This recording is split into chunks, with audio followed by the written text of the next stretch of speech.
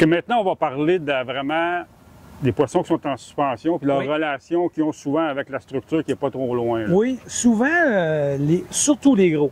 Vraiment, les plus gros dorés c'est pour ça que la plupart du temps, on les prend pas, ces gros dorés-là, parce qu'ils sont en suspension dans le bassin. Les ménés, surtout les cisco, là, se tiennent ici. Puis ces gros-là, là, ils vont souvent Ça, suivre. c'est dans la section qui est verte. Oui, aussi, dans la là. section Puis, verte, puis, comme ça. Puis mauve. Là. Mais ces gros-là ont souvent une relation avec les hauts fonds qui sont proches. Bon, là, ce haut fond-là, ici, là, regarde, il y a 17 pieds de profondeur. Fait que lui, là, il peut peut-être monter là, puis retourner dans le grand bassin, courir après les ménés qu'il y a là, puis les poissons à pas qu'il y a là.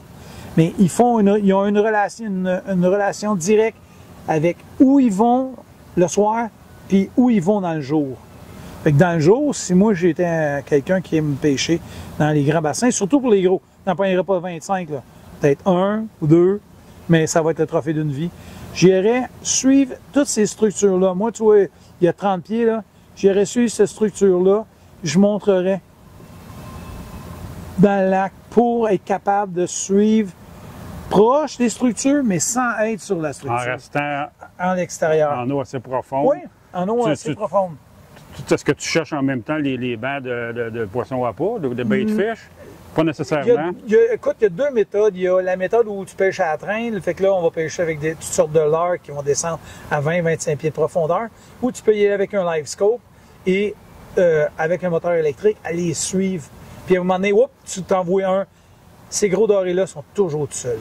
C'est bien rare qu'ils sont deux ensemble. Ils sont toujours tout seuls. Fait que lui, c'est soit tu y passes un poisson, un nageur dans le visage, ou bien tu pêches arrêté au-dessus de lui en lui lançant une jig.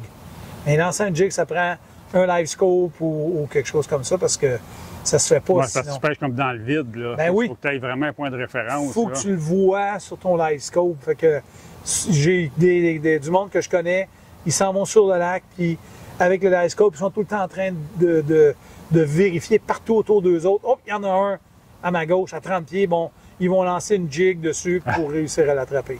La pêche vidéo, quasiment. Là. Oui, exactement. Mais ces dorés-là, c'est toujours les plus gros.